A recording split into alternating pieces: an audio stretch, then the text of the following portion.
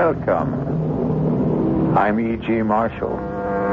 Welcome to the world of your terrifying imagination.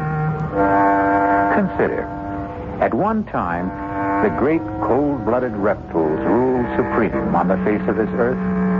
But they sickened and died, and dominion was seized by savage, ferocious, hot-blooded killers with hideous fangs and terrible claws. Today, the undisputed lord and master of the planet is man. Yet, in the fullness of time, every victor is finally vanquished. Will we, in our turn, also be conquered? Who waits to make of us what we have made of the animals? Jean? Yes, Monsieur de Maupassant. Do you want to save the world? I? Save the world, did you say? Yes. Save the world. Save the people. Save every human being on the face of the earth. Well, sir, if I could be sure. Look out. Look out toward the harbor. There. At the pier. Do you see that ship? The white three-masted schooner? Yes, sir. You and I. We have to blow it up.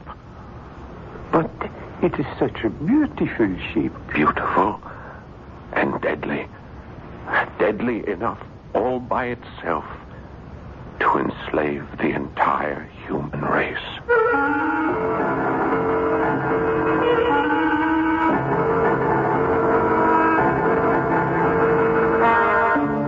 Our mystery drama, The Horla, was especially adapted from a story by Guy de Maupassant for the Mystery Theater by Sam Dan and stars Paul Hecht.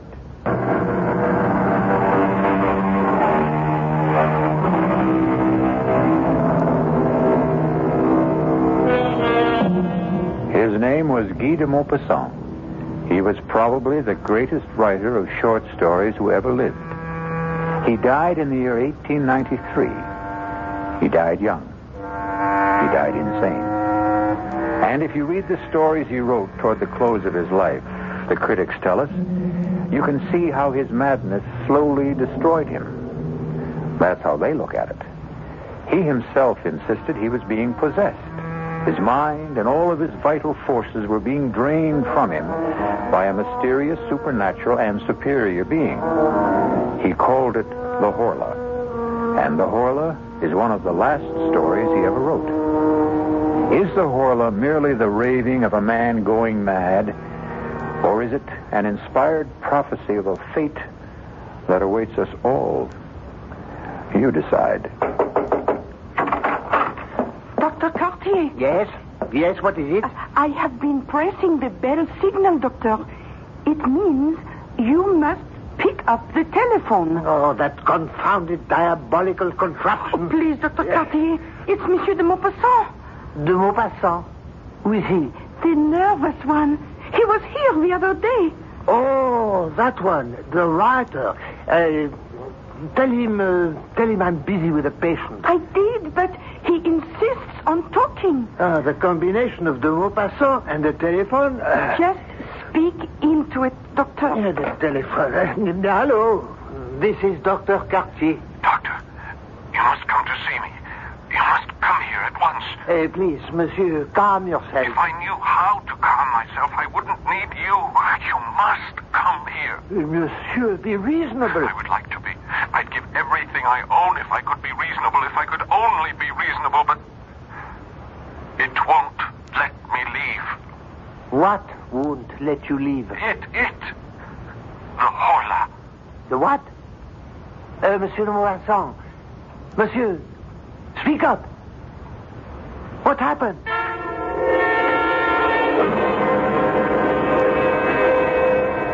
You may put on your shirt, Monsieur de Maupassant. Ah, lovely place you have here. Breathtaking view of the harbor. What's wrong with me, Doctor? Oh, nothing. Then why do I... You see, that's a handsome ship out there, huh? That sparkling white three-masted schooner. Something must be wrong. Where's she from, I wonder? Oh, Brazil, I think. Doctor, why won't you tell me what's wrong with me? I told you, nothing. You have a mild nervous upset. Your nerves are highly strung. Your pulse is rapid. Your eyes dilated. And what do you advise? A course of shower baths. Cool shower baths. 2 in the morning, 2 in the afternoon, 2 in the evening. And send down to the chemist for some bromide of potassium. You haven't listened. I listened. I heard every word. Now, you go to sleep. Yes. You slumber deeply for 2-3 hours, correct? Yes, yes. Then a nightmare lays hold of you, true? Yes, exactly. You feel someone is in the room with you, in the dark room. Someone is in the room. Am I stating the fact? Exactly. This someone or something is staring at you? Yes. I can't see it, but I know it's there. I know it's staring at me. And then it comes closer and closer to me. I feel it touching me.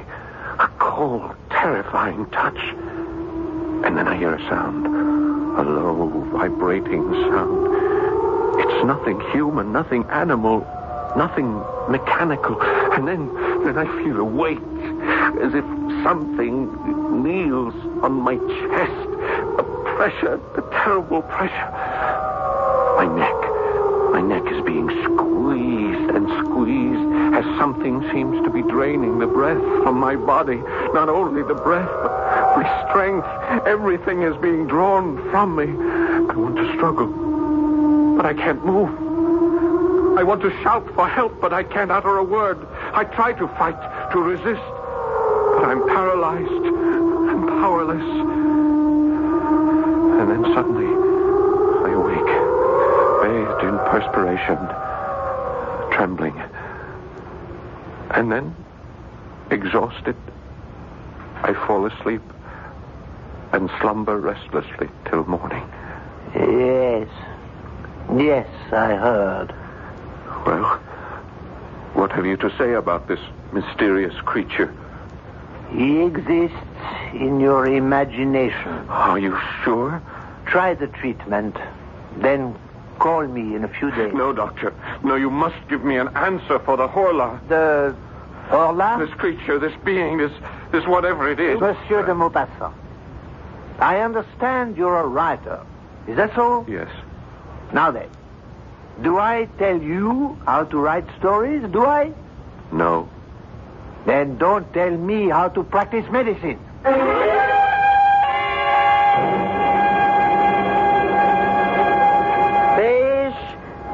Fish, fresh mullet, mackerel, bass, flounder, fresh and sweet as a faithful wife. Good morning, Madame Bossard. Oh, it's you, Monsieur de Maupassant. I hear you have been ill. It's because you have not been eating enough fish. I instructed my cook to buy some for dinner. Oh, yes. She has been here. Monsieur, you promised to put me in a story. Well, perhaps I will. Tell me, Madame Bossard, have any interesting new ships come in? Now that is a good question. Yes, it is. And I would say it's not what comes in that's interesting. It's what's not going out. If you get my drift, monsieur. No, I'm afraid I don't understand. The Brazilian. The Brazilian? The white three-master schooner at the end of the pier. Oh, you see? Oh, yes. Well, what about her? Oh, monsieur, she has been tied up here for 3 weeks. So? She hasn't unloaded a stick of cargo. Well, perhaps she's put in for repairs. She has not replaced so much as a rope. Supplies? Food, water? Listen, Monsieur de Maupassant. No one is allowed to go aboard her. Her crew has not been given so much as 10 minutes of liberty. Strange, no? Every few days, her captain comes down to the dock to buy fresh fish, meat, some fruits. And that's all we ever see of them. What does the captain say? Not a word. He's a huge, surly ape of a fellow. He points to what he wants and pays. Comes in without a hello and leaves without a goodbye. Well, we seem to have a mystery. What is the name of the ship? The Horla. The what? The Horla. The Horla? But that's... What is it, monsieur? The Horla. I thought... Yes? I thought I had just made it up. Monsieur, what are you saying? Are you sure? Are you positive that that's the name? The Horla? Well, walk down the pier. You'll see it. It's printed on the bow. Yes. I think I will. Good day, Madame Bossard. Good day, monsieur.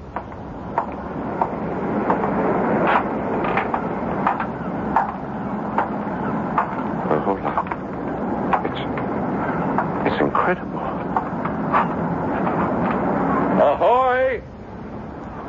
Ahoy there! Aboard the Horla! Ahoy there! Anyone there? What do you want? You have a beautiful ship there, sailor. Listen, mister. Move on. Well, all the other ships allow visitors. Captain's orders. Well, why... None of your business. Couldn't I ask you something, sailor? No. Your name, the Horla, what does it mean? It doesn't mean anything. How did you come to choose Go on, it? move. You got no business here. This is a public pier. I have as much right to be here as you do. Perhaps more. Now, listen, mister. Please, for your own good, get out of here. Leave as fast as you can. Go away. Go away as far as you can before... Before what? Before the... Aha! No! Please! I didn't say anything to him. Well, who are you talking to? No, please. Don't do that to me. No! Sailor, what is it? What is it? No! Sailor!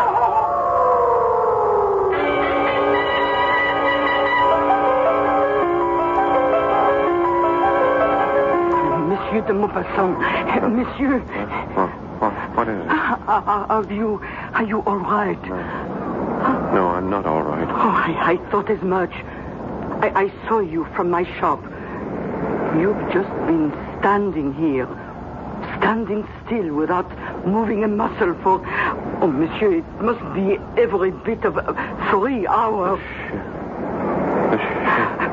What about the ship? My head, I feel so weak. Oh, take my arm, monsieur. Ship. No, I must go aboard that ship. Listen. Do you hear that? What, monsieur? That sound. It comes from the ship. I am sorry, but I hear nothing. Nothing?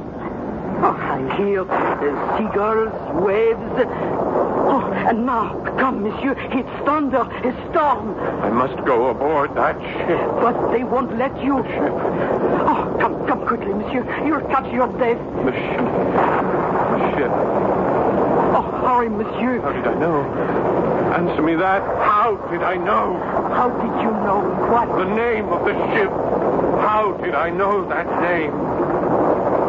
The Horla.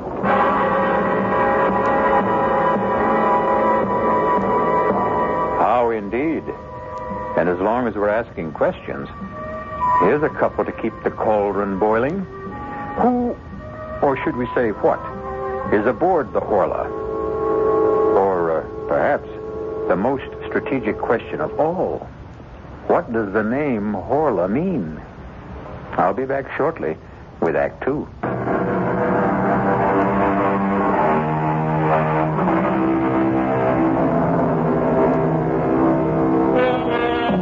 Guy de Maupassant is writing a story about a mysterious force which he calls the Horla, a force that drains the life and strength from his hero.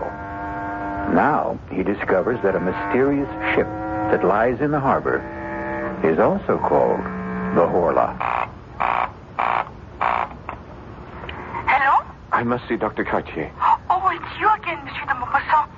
I told you I would have him called the moment you return. Mademoiselle, I must see him at once. But he is... That. Monsieur. Oh, excuse me. I'm in my room, my bedroom, and at any moment I'll fall asleep. I'm so tired. Well, sleep, Monsieur, by all means. Sleep would be the best thing for you. No, not this kind of sleep. The Horla will come to me again tonight. I know it. But all I can do is tell the doctor. Tell him I need him urgently. Yes,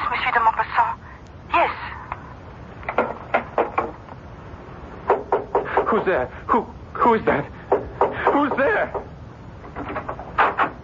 Oh. Monsieur de Maupassant? Oh, it's you, Jean-Baptiste. And who else might it be? Please come in. My lady's finished in the kitchen, and I'm finished, too, with the paint job.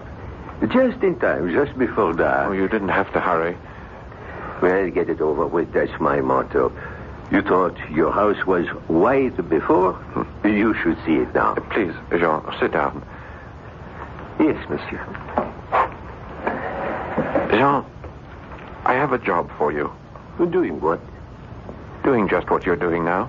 But I'm not doing anything. Oh, yes. Yes, you are. You're sitting there. That's the job? That's the job. And I'm just supposed to sit here? Well, you could talk to me. About what? About anything that comes into your head. You may also have to serve as my bodyguard. Bodyguard? Someone may try to break in while I'm asleep. I'm your man. I served H in the Chasseurs d'Afrique. The tourist outfit in the army. Oh, that's so. Well, tell me about it. Well, we were the only ones who could hold the ground at Sedan. And, are you really interested? Oh, yes, please. Tell me everything. Tell me the story of your life.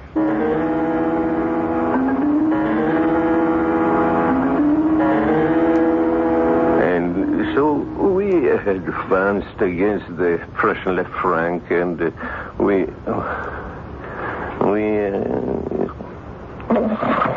Jean. Go on, Jean. Don't stop.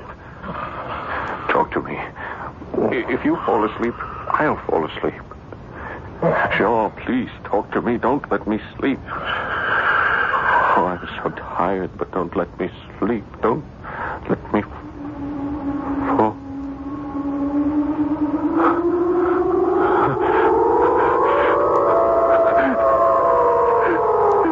Help!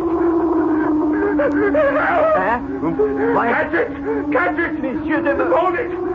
What is it? Kill it! Wake up! Get it up, please! Kill it! Kill what? The Horla! Wake up, monsieur! Please, wake up! I am awake.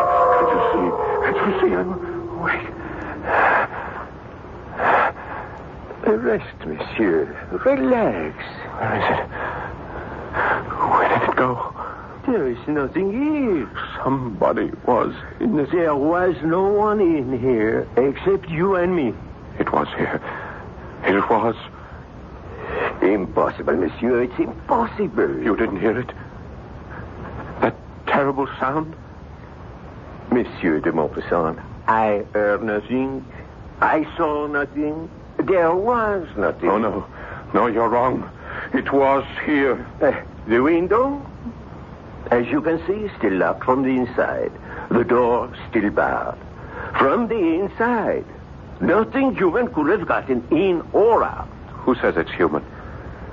Are you saying that something less than human may be coming in and out of here at night? It may be more than human. In that case, monsieur, I resign from the job. No, Jean. I'll raise the pay. You cannot raise it high enough. There isn't that much money in the whole of the world.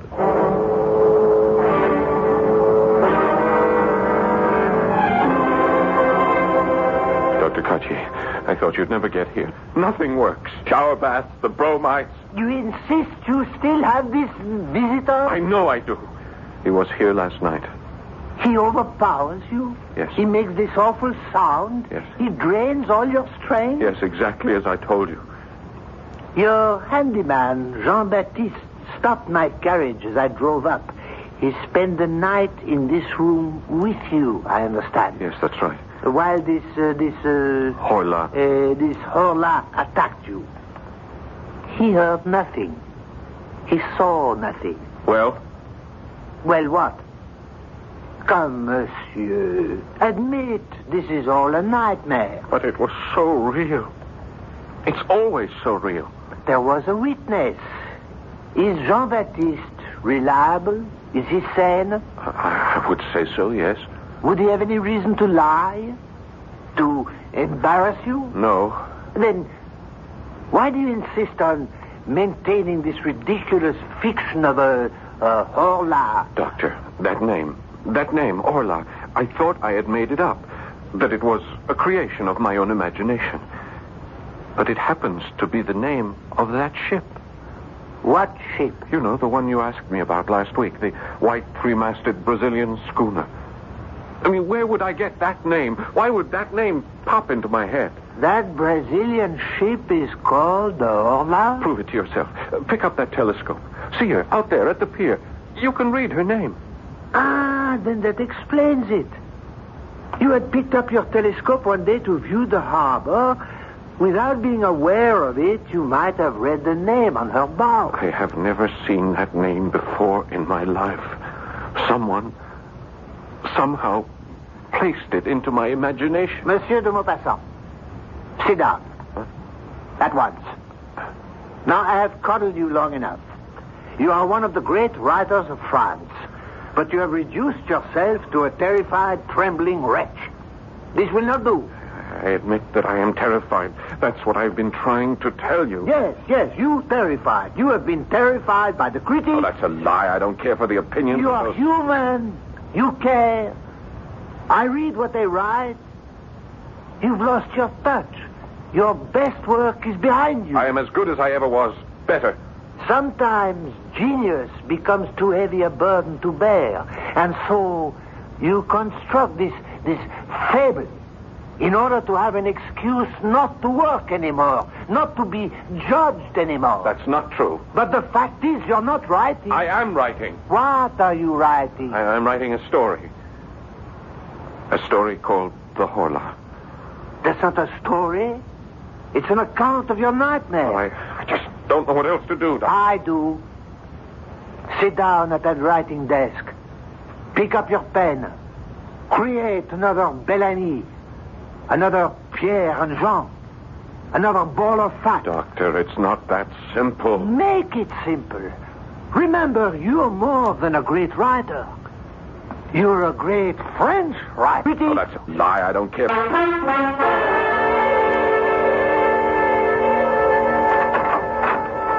May I come in, monsieur? Oh, Jean-Baptiste, yes, of course.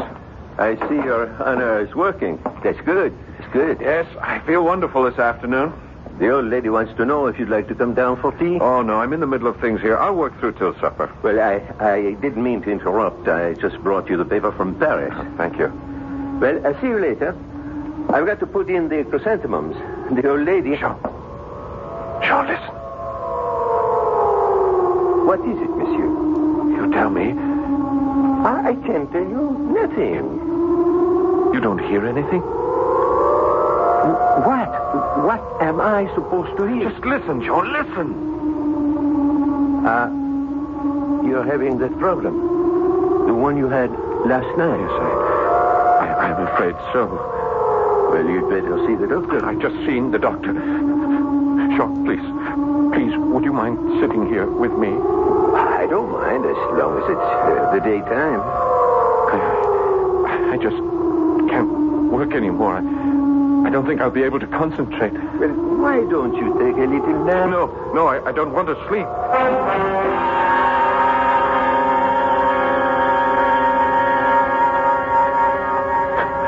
Jean! Huh? Oh, I must have dozed off. Jean, quickly, take this telescope. Go to the window. What for? Down at the pier. At the end of the pier, the three-masted schooner. Do you see her? Yes, I see. Well, don't you see anyone standing on her deck? No. It's empty. All right, now keep looking. Why? Cover the gangplank. Have you got it in focus? Yes, monsieur. Now, if you see anyone at all, leaving that ship, follow him through the telescope and see where he goes, and let me know. Do you understand? I think so, but why? I don't think you would really want me to tell you. Now, just watch. And watch carefully. Wait, monsieur. Where are you going? I'm going to see Dr. Cartier. But how will I be able to tell you if anybody... Well, just call me on the telephone. The telephone? There's nothing to it. You just pick up the receiver, turn the handle, and ask the operator for Dr. Cartier. See here, de Maupassant. You simply can't barge into my surgery. I can if it's an emergency. I thought we had settled your problem this morning. Look, there is an article in the Paris newspaper, and I want to read it to you. I refuse to listen to anything that's in a Parisian paper. They're all filthy rags. Oh, come on, just listen to this article. I listen to nothing from Paris. It's a sewer of anarchy and atheism. This won't take a minute. Perhaps if you spent less time reading Parisian papers... Doctor, this time you sit down and listen. Now, the date is August the 19th. A curious piece of news comes to us from Rio de Janeiro. That's in Brazil. Yeah, I know that's in Brazil. Madness, an epidemic of madness, like that contagious madness which attacked Europe in the Middle Ages, is now raging in the province of São Paulo. The terrified inhabitants are leaving their houses. They say they're being pursued and possessed. Now, these are not my words, Doctor. I quote from this article. Typical Parisian exaggeration. They only copied the story that arrived on the wire from Brazil. The people are quoted as saying that they are pursued and possessed, dominated as if they were human cattle by invisible, though tangible beings, like so many vampires which feed on their life while they're asleep. Now, what do you say, Doctor? South Americans are basically Spaniards. They're highly romantic, unstable people. To continue, if I may, Professor Don Pedro Enriquez and several other medical experts have gone into the province to study this madness. Brazil. Doctor, Brazil. The ship that you noticed in the harbor, she comes from Brazil. What of it? I say she brings this madness here with her. She has been tied up here the better part of a month. No one leaves her, no one visits her. She makes no repairs, she takes on no cargo. Now stop fighting me. Think with me. Why is she here? What do you expect me to say? She is here to spread that madness, to capture our souls. Very well. I'll stop fighting you. Good. I'll start to think with you. Assume she is here on the errand you mentioned. Yes. Then why is there no panic in the town, as there was in Brazil? Well, perhaps the conditions aren't the same here. So far, again, for the sake of argument, only you have been attacked. Why? Why you? Perhaps this Horla, perhaps it's selective. Perhaps only I have what it wants. Yes, that could be possible. Or, of course, it could be completely irrational. When I saw that ship sailing up the Seine, I thought she looked so pretty, so white. And this being, this Horla, it also saw me. And it saw my house, which was also a brilliant, sparkling, dazzling white, just like the color of its own ship. For that reason, it decided to take me. Monsieur de Maupassant, I recommend a journey for your health. No, thank you, Doctor. I am going to play this out. Listen to me. Does it matter if you're attacked by an outside force or by a weakness in your own body? The result is the same. Madness. Now, try a change of scene, of climate. Monsieur de Maupassant, the telephone for you. Oh, thank you. Yes? Monsieur, this is Jean-Baptiste. Hello? Yes, Jean. Is this really Monsieur de Maupassant? Yes, of course it is. What is it? It's the first time I ever spoke on the telephone, sir. Your voice sounds different somehow. Never mind that. What do you have to report? A man looks like a ship's officer. He just walked down the gangplank, you know, from the Brazilian. Where did he go? Into Madame Bonsard. Well, meet me there. I may need your help. Yes, sir. And bring a weapon.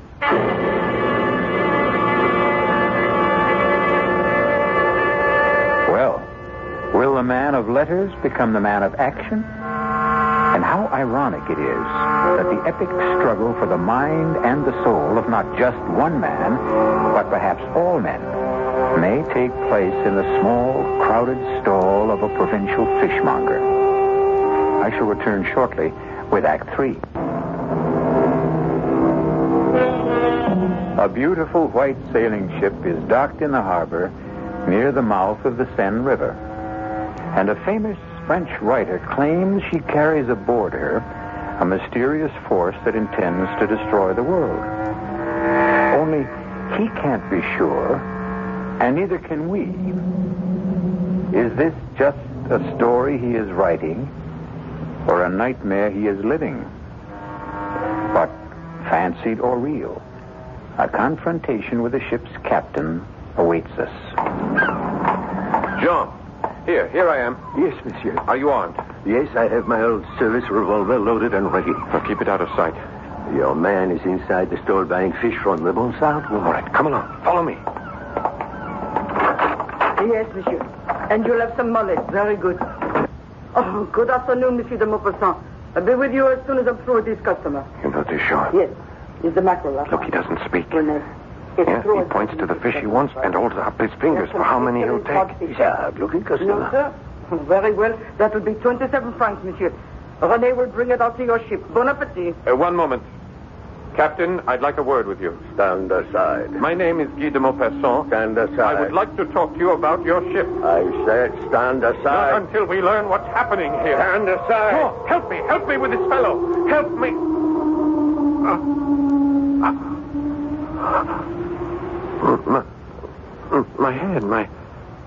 My head. What's the matter, monsieur? René, get Monsieur de Maupassant a glass of wine. Jean, why didn't you help me? Help you to do what, monsieur? To detain that man, to hold him here.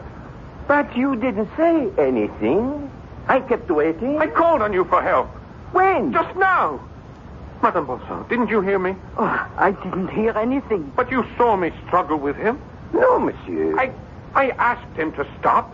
I said I wanted to have a word with him, and then he pushed me away. I tried to hold him. I called on you for help. Oh, no. No. All right, according to you, just what happened here? He finished buying whatever it was. He paid Madame Bonsard. She gave him his change, and he walked out. Madame, is that true? Yes. I was waiting for you to stop him. But as long as you didn't, I fear, well, it's your concern. Yes, Jean-Baptiste. It is my concern. All mine.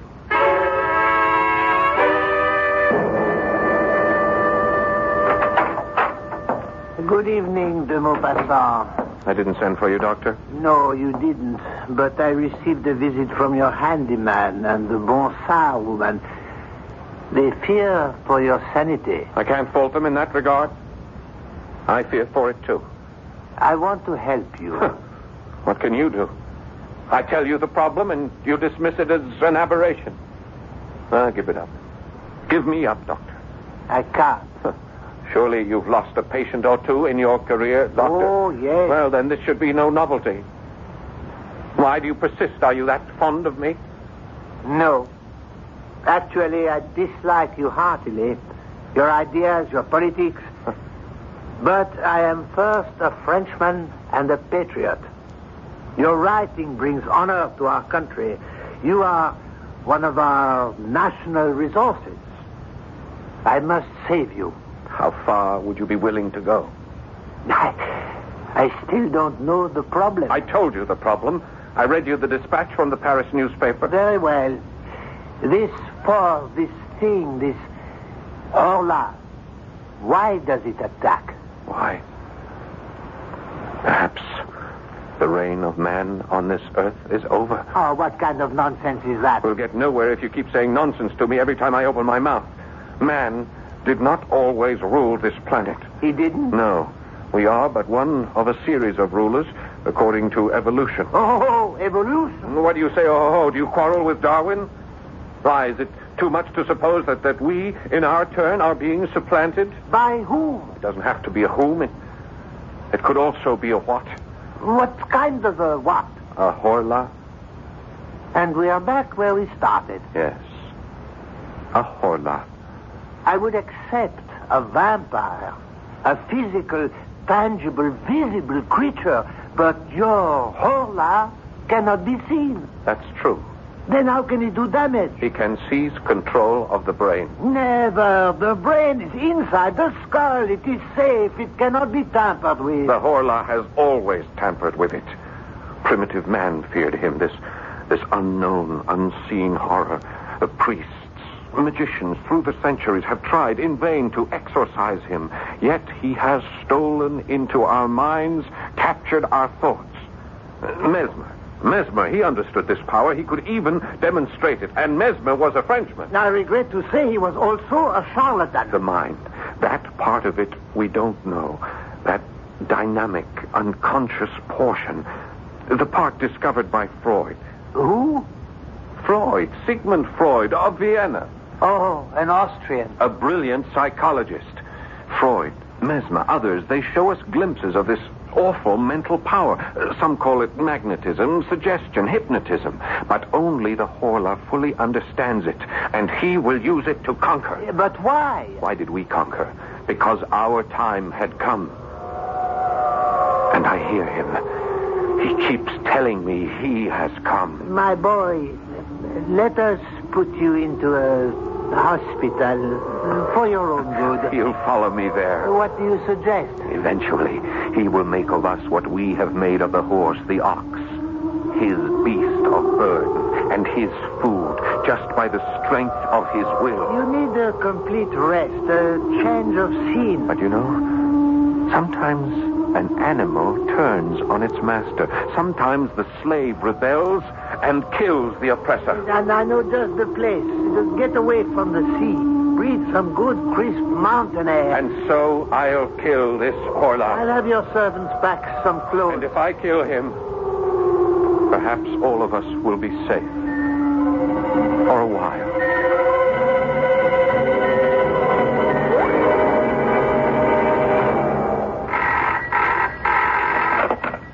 Hello? Hello? Jean-Baptiste here. Hello, this is Dr. Cartier. I called to make sure Monsieur de Maupassant is all right. Oh, he's all right, feeling fine. Ah, is he back for the journey? Yes, we're all set here. You say he's feeling fine. Is he sleeping soundly? No, he's not sleeping at all. He felt so good he went out for a walk. You let him go out? Well, he said he felt so good. Where did he go? I guess he went to the harbor. We have to bring him home. Bring him home at once. Where do you think you're going? I'm coming aboard. What for? I'm delivering a special order of fish to the captain. All right. Go all the way aft.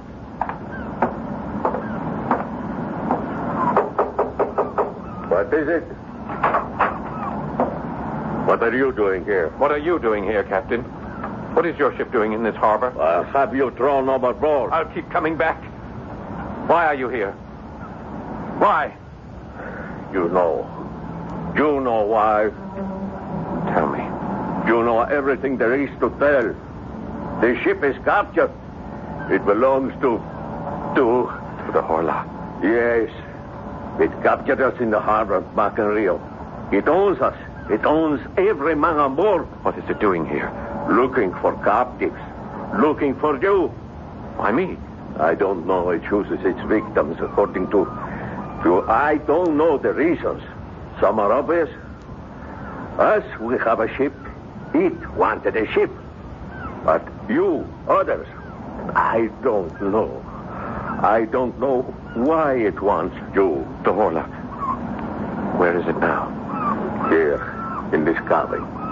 With us? Here now? Yes. What's it doing? Sometimes, like now, it sleeps. Other times, you better leave now while you can. No, Captain, let's fight it. You cannot fight. Let's kill it. You can't kill it. Kill it, and then we'll all be free. But how can we kill it? It's in here. It's asleep in here. Yes? Lock the door. Lock the door and destroy the ship. Destroy the ship? Burn it. I can't burn it. It's my ship. Not anymore. It belongs to the Horla. You belong to the Horla. I belong to the Horla. Let's be free. I cannot let you do it. I'm afraid. Let go. No. Let go of me. Let go. The floor. You knocked over the lamp. The floor is Look the out. highest. Let's get out of here. We'll be burned to death.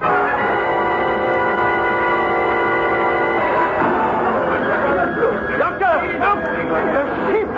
It's on fire. Fire. Fire. The Maupassant is aboard her. Come on. Guy. Where are you? The She's going to blow up. The whole ship is going up.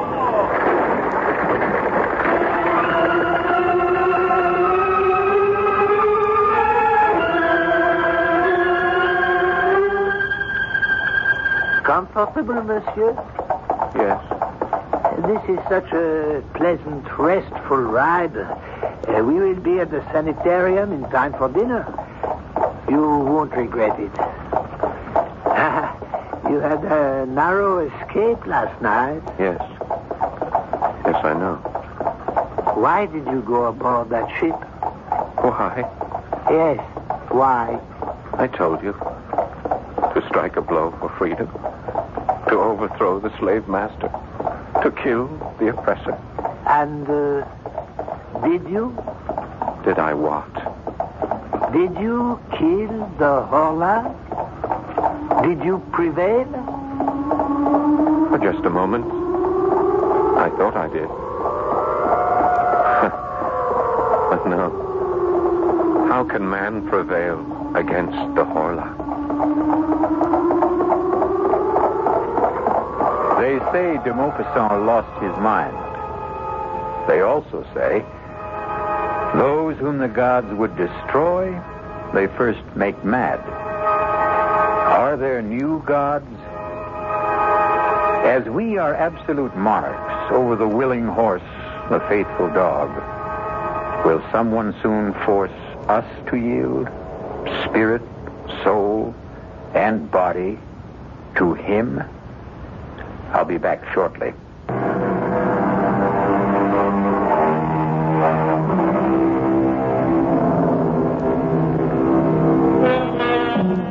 We look down from the top of the evolutionary tree, and we consider ourselves the highest, the noblest, and the best.